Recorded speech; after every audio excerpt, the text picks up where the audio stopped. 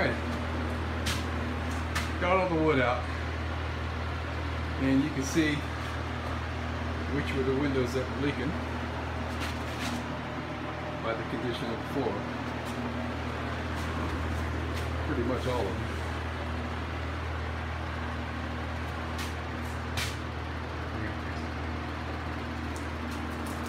Turn off the fan so you can hear better. Alright, so we spent a few hours this morning, I guess, taking the wood out, the rest of the wood out. It screwed down, and it wasn't that bad. Barbara was helping. That's a little woman. Oopsie.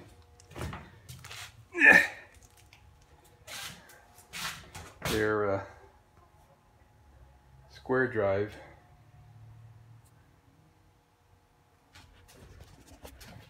I'm trying. Phillips square drive screws. That's what these body screws are. The ones that were holding the floor down were strictly square drive. And the pain there was down in the square, it was full of rust and contact cement. And that needed to be scraped out with my little scraper. So last night on this area up here, since it was so bad, I put Osfo on it, the little bit that I had. Today I went out and bought more. Rust converter, kind of like Dable jelly, I guess. I think I should try it.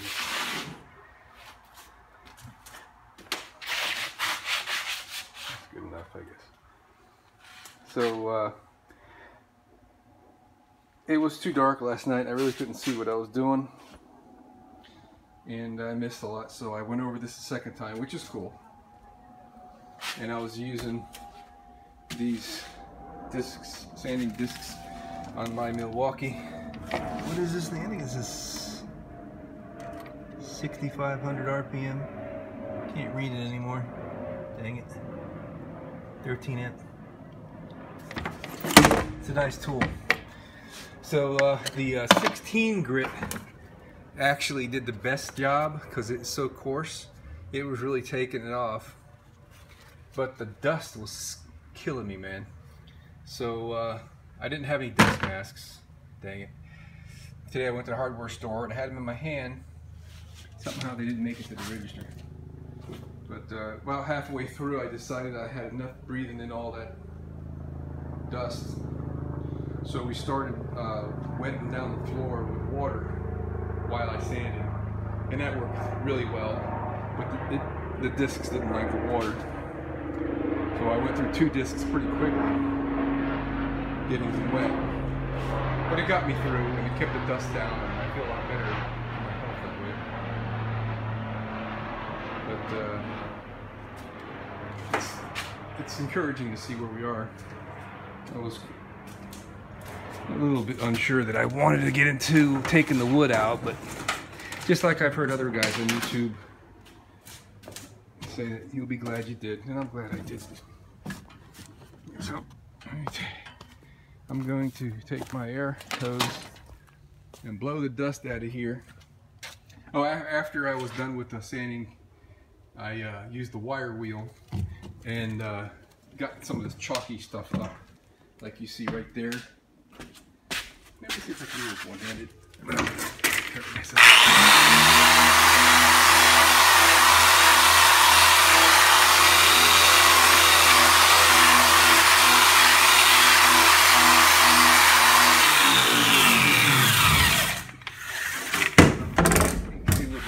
There. So, you know, the paint's going to stick to whatever's there. If whatever's there is not stuck very well, like that chalky stuff, it's just going to peel. So I got down in that, with that wire wheel, the way it's not a cup wheel. I have a cup wheel, and it wasn't working, so I bought that today. I was able to get in the groove down there at the bottom and clean that out really well. Yeah, I could clean this out right here. Missed the spot. Try to do that one-handed.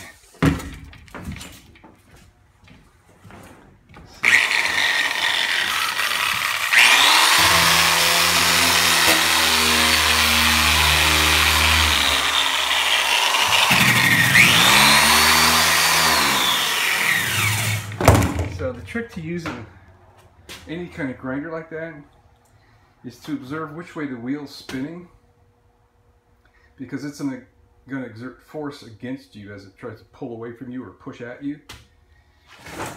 And in just about all instances, you want it to where it's going to pull away from you, because then it just kind of pulls and nothing happens. But when it pushes towards you, it goes in a bind.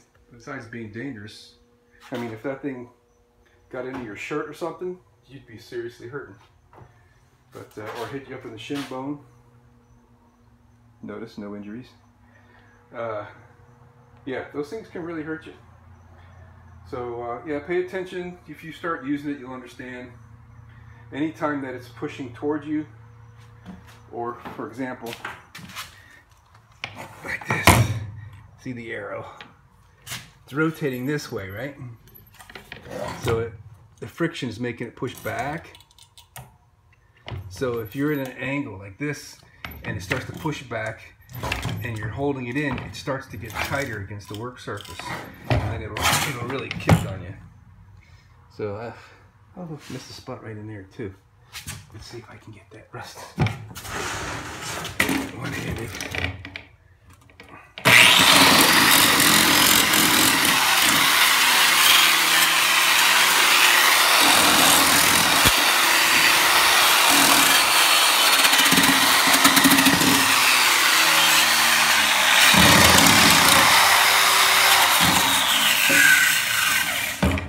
Sorry, I wasn't focusing so much on what the camera was pointing at. But yeah, man. So I think it's good enough.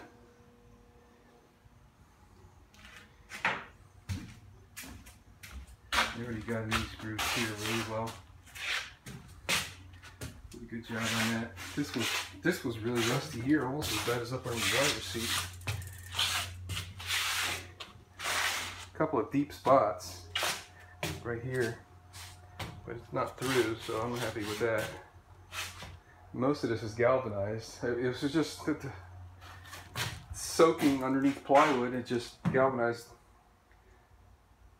Couldn't stop the corrosion. So yeah, like I said, we're gonna blow this out with air. I'm not gonna, I mean, it would have been nice to wash this out with the hose, but I want to OSPHO it tonight. Oh, let me show the OSPHO stuff. So I got this today too. This is about 2 quarts. Phosphoric acid, I believe.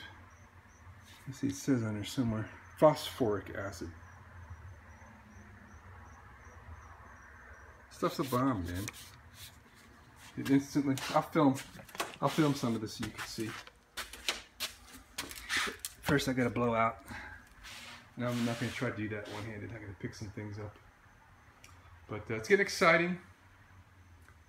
Soon to be in the construction phase. We're going to move some of these windows around because I think I mentioned this in another one of my videos. I lost some of my videos.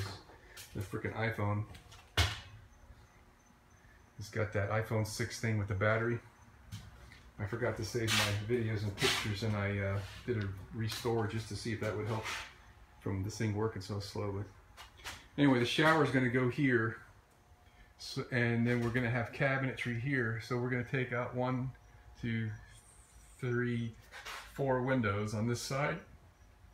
And we really like the emergency windows because of the way they open. You get a lot of air, man.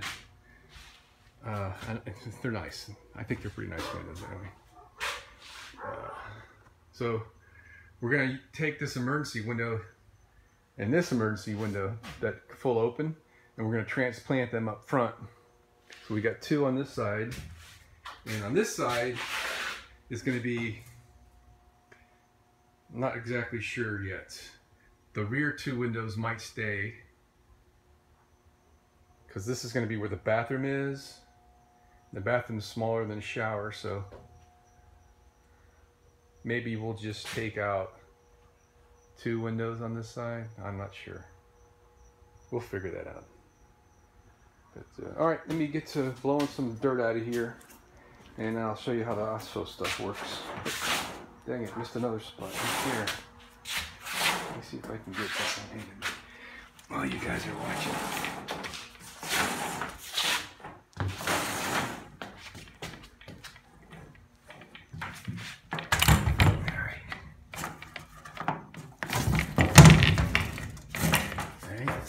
it this way, right?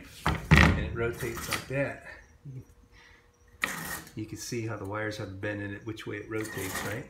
So it would push at me, and if we're to get in a bind, sorry, the way this is angled, if it were to bind any, it would cause more downward pressure because it's getting like wedged into the triangle between the horizontal and the floor and my arm and all that stuff. So I'm going to do it. See the arrow up there? Put this side down, and it's really easy. It won't even pull or nothing. It just pulls away.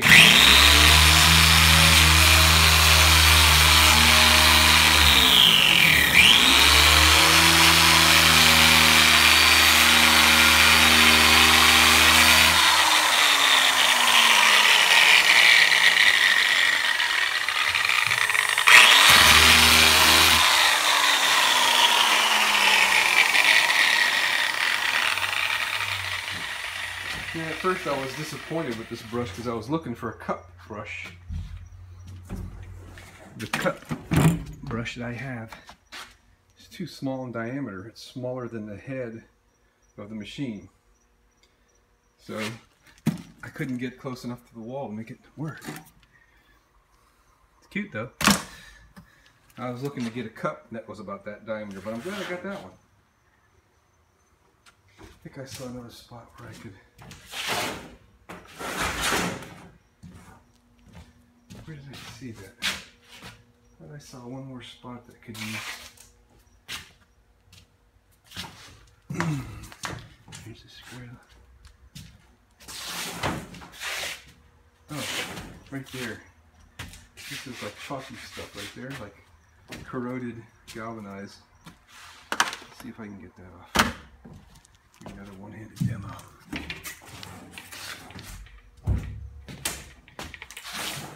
The sun's going down. Oh, there's no spot right there.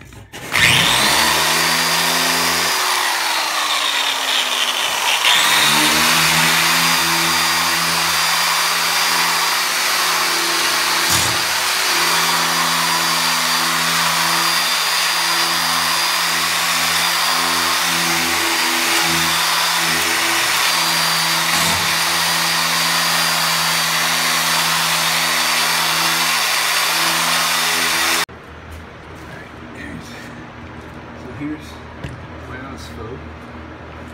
Check this out.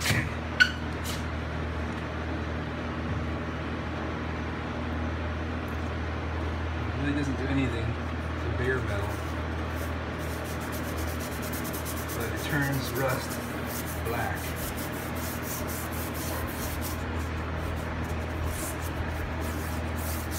And it stops the rust in its tracks. Difference, black, rust color. And it's not just because it's wet, it's actually converting the rust to supposedly something that just won't rust anymore. Okay? Good stuff, man.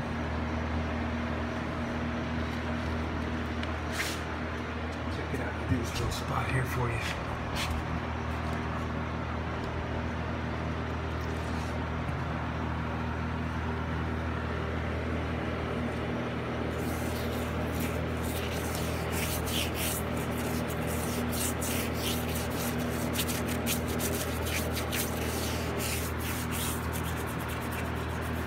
Thing is, you don't want anything oily here when you use this, because this is like, you know, it's acid, it's water based.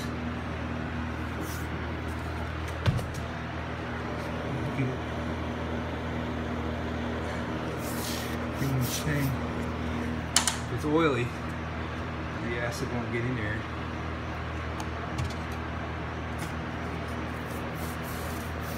So I'm gonna let this sit overnight. I'm just working here right now so you guys can see where the light is good. I'm going to go up over there. Use my flashlight, I guess. And reapply the OSPO over there in the driver's area. And work my way back. And get all these spots. And tomorrow I'll show you what it looks like. It just won't be rust color anymore. It'll be black spots. and probably ready for paint. I got some really good stuff at True Value. Dang it, missed the spot there. Okay, maybe.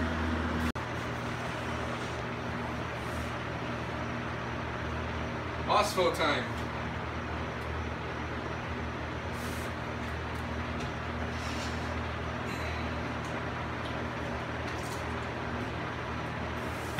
Trying to make sure I get it up under that groove there. Edge. Kind of heavy. I didn't think about using the roller until just a little while ago, because my back was just so tired, man.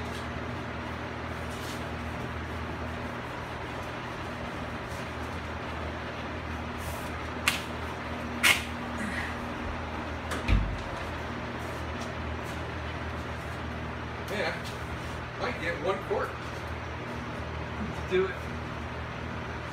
This is already wet over there. I did a little short video in that area because the light is good.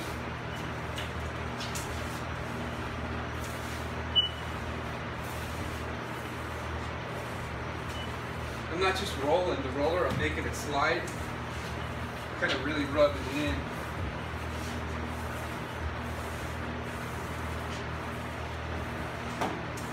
Roller's doing a great job. So it's going to work good for the paint and the... What? It should work really good for the primer and the paint too. Yeah.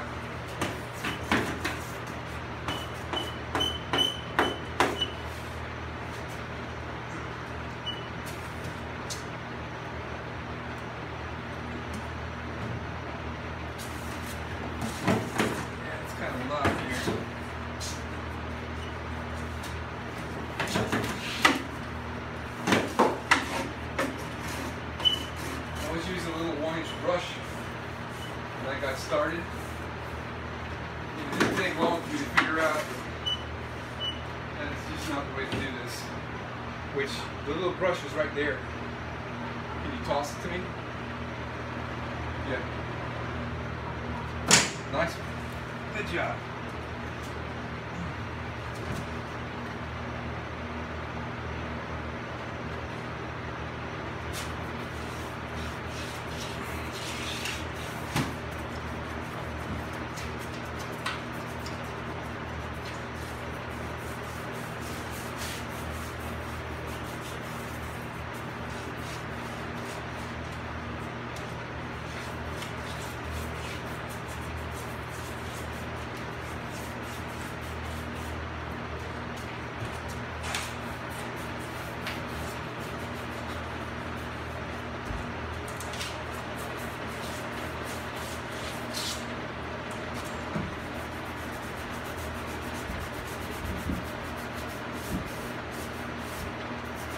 Brace that we took off that went down the whole side of the bus had an extra piece of steel in it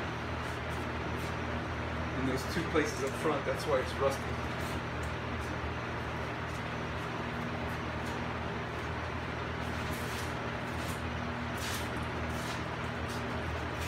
Slippery stuff. It's kind of like feels like maybe dishwashing liquid diluted with water. The slipperiness of it.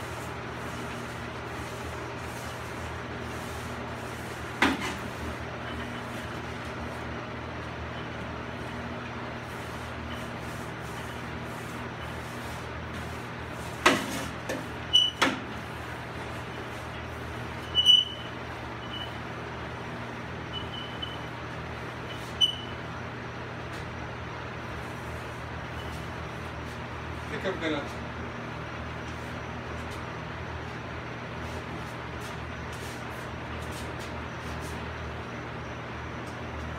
get a what do I do with the little brush? You toss it back there. Okay. It's right where I wanted it. think I might get a towel when I'm done here and kind of sop up the extra. Why? It seems like there's too much. From here, it doesn't look like it's have puddles. It's just a light layer over it. It's no puddles. Alright. I think you should let it soak into it overnight, like I said, to leave it overnight and leave it like that. It will be dry tomorrow morning like it was this morning with the first. Yeah, you're right about that.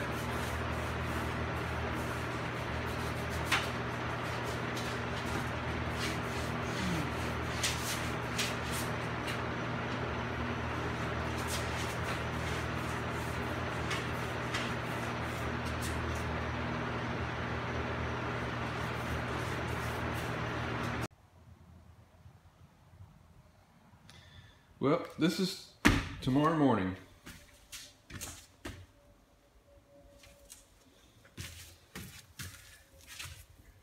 And all that is ready for paint. Primer, actually.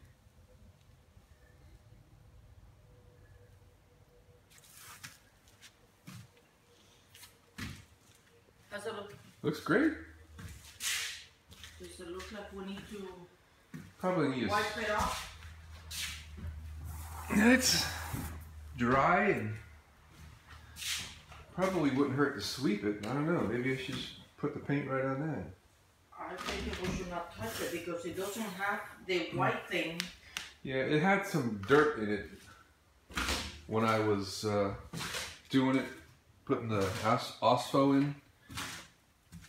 And I guess the dirt now is just kind of baked into the OSFO. Man, that's incredible. Look at that, how good that look. Yeah. Hey, that's incredible.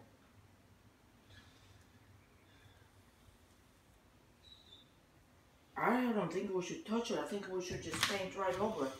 Yeah, probably. That towel's had also on it. Yeah, I'm just picking things up.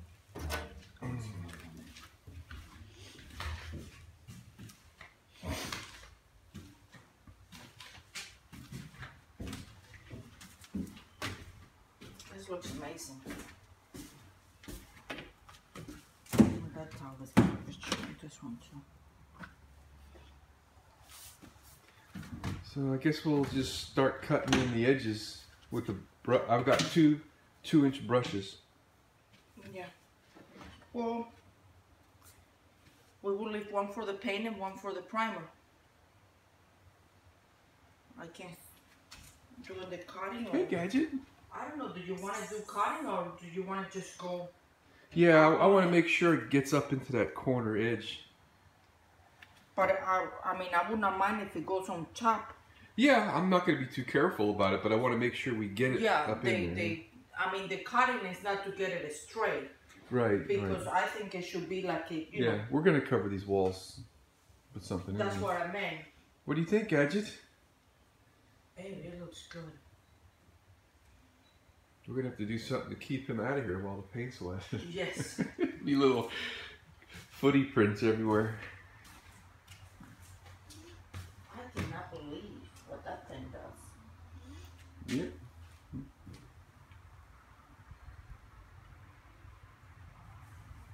Okay. Where's the primer? Still in my car. Everything is still in the car? Yeah. Gosh, am I lacking motivation? Maybe we should start down there and work our way out this way. Yeah, I think so too.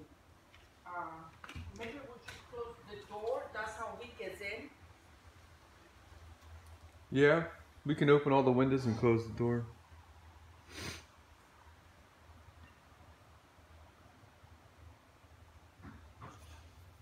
Okay.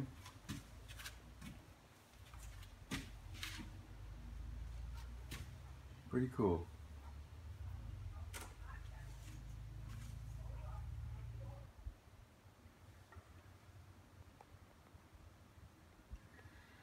So, the paint I use base, rust preventive primer, direct to metal. The other gallon in the back of my car still, honey? Yep. Let me show you. Better look at the label.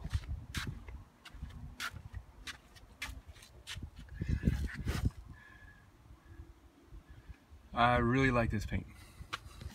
I used this paint once on my trailer axle. It really flows well, adheres well.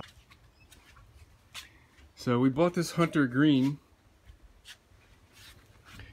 because we wanted to see what it looks like on a large scale, not just a little chip down there. Because we might be painting part of the outside of this bus, Hunter Green. The little woman likes it. So what we're thinking is the whole bottom will be green, including the rub rails, up to maybe this rub rail here.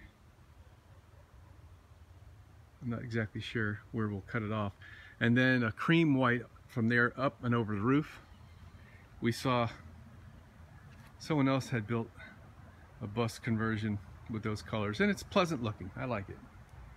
So, I mean, yellow's okay with me, but we're gonna paint it green, looks like. So this stuff says dry to the touch in 4 to 6 hours, ready to top coat in 24. So we just like really laid it on there, man. Almost kind of poured it into the seams. We cut the edges with a paintbrush and did the rest with a roller. And it took, we thought we weren't going to have enough paint at first, but we ended up using about, oh, I see a holiday right there. We ended up using about 3 quarts. Let me see if I can get a little bit of paint out of the brush. Holidays are what you call thin spots in the paint.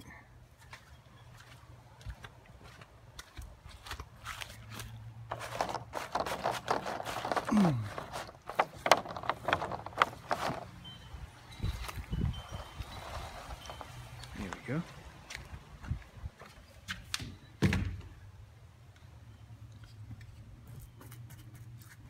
There we are.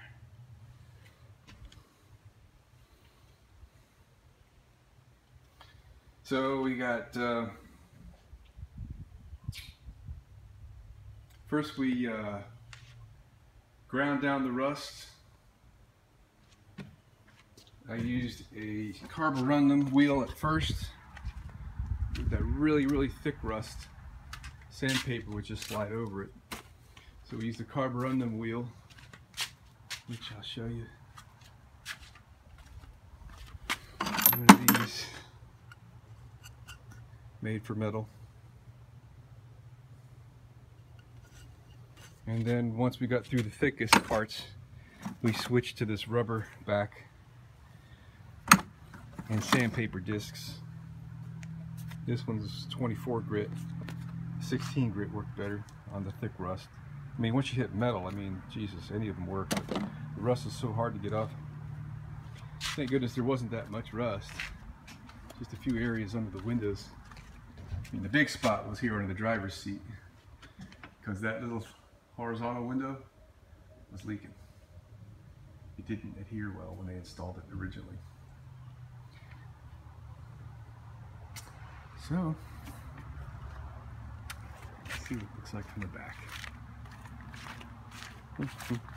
You know, we need to measure the length of this thing. You want to do that with me now?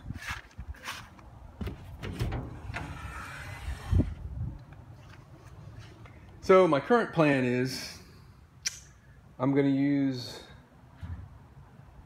pressure treated 1x4s. Dang it. Along the perimeter and wherever needed throughout the middle, laying flat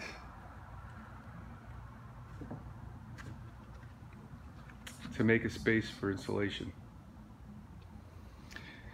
And then we're going to include pieces of 1x4 around wherever we need to mount something in advance, so we'll be able to through the floor and have a nice rigid mount. I still haven't made up my mind what I want to do up in the driver's area. I'm not sure I want to raise the floor 3/4 of an inch. It might mess with my driver's seat height. 3/4 of an inch is not that much, but yeah. Just want to make sure I'm doing the right thing. So I think the insulation will be fine up there. Yeah. Well, it's the same deal up there. I need to make sure wherever I put whatever I put up there, I got to make it solid underneath the mounting points of the seat, so the wood won't crush and the bolts won't get loose. Yeah, painting the humps looks good. We weren't going to do that at first, but they are painted. All right. Yeah, we cut this handle off. It was like way long. It would come way out to here. So now it's much shorter. Just enough to be a good handle on the inside, which we'll probably never use. But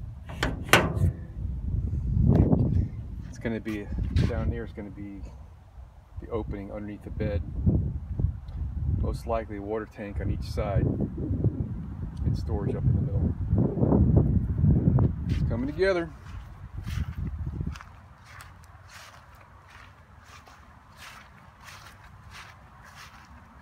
Wish we could use that seat for something.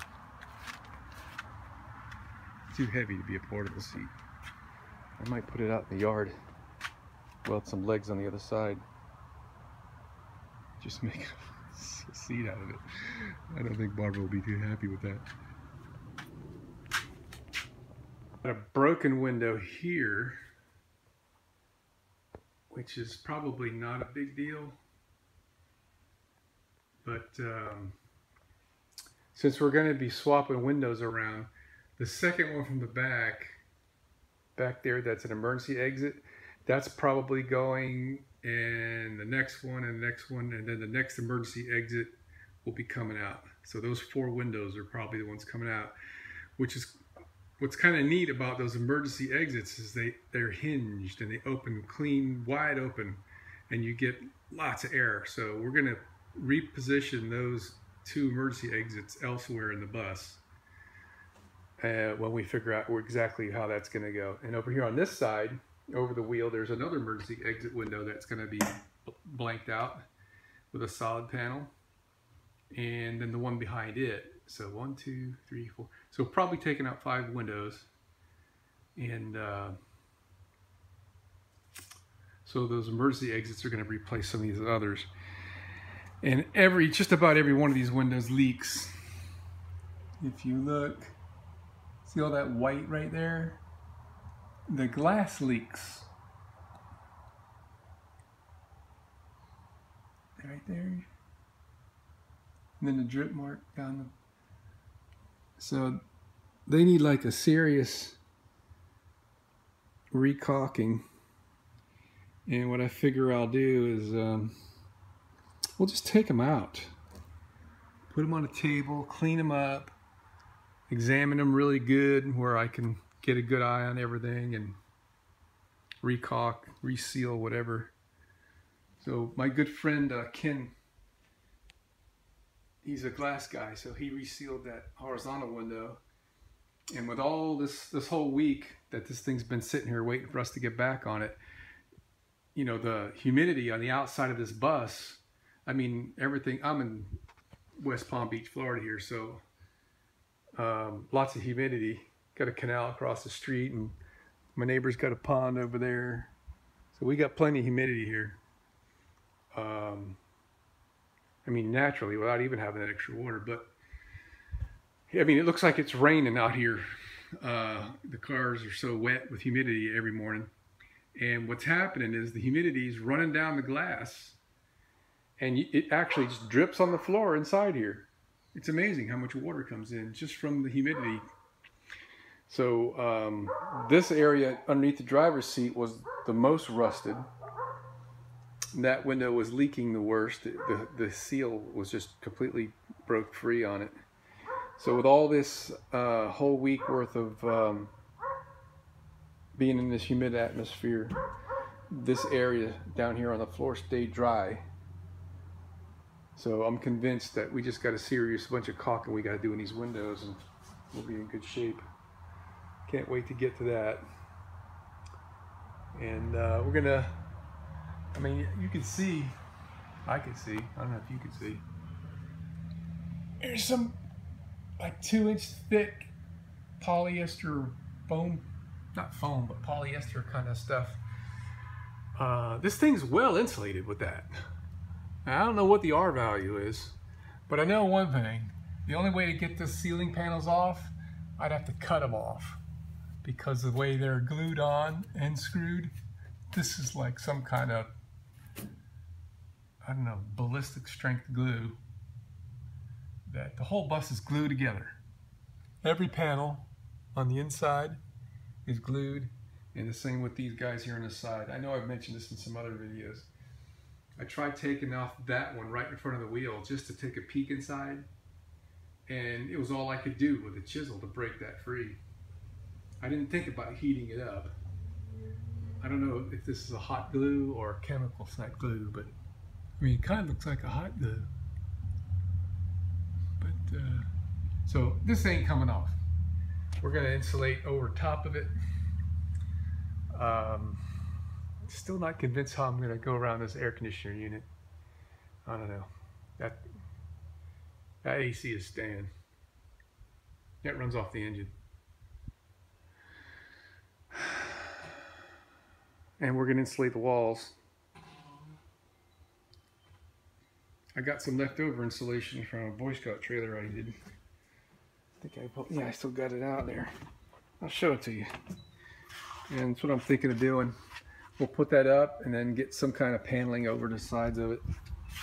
Still haven't exactly figured out what we're gonna do with the insulation, but I'll show you what we got here. This stuff. I looked at it, it's 1/2 inch thick. It says R value 3 on it. When I was looking it up on Lowe's or Home Depot, one or the other, it was the same thickness, but it was like R5 or 4 or something. It was higher than 3, I remember that. So this is probably what we're gonna go with. Not certain. I kind of would like it to be 3/4 thick, because we're gonna put 1-bys down, and I'd like it to be filling up that whole area. But so yeah, it's moving along.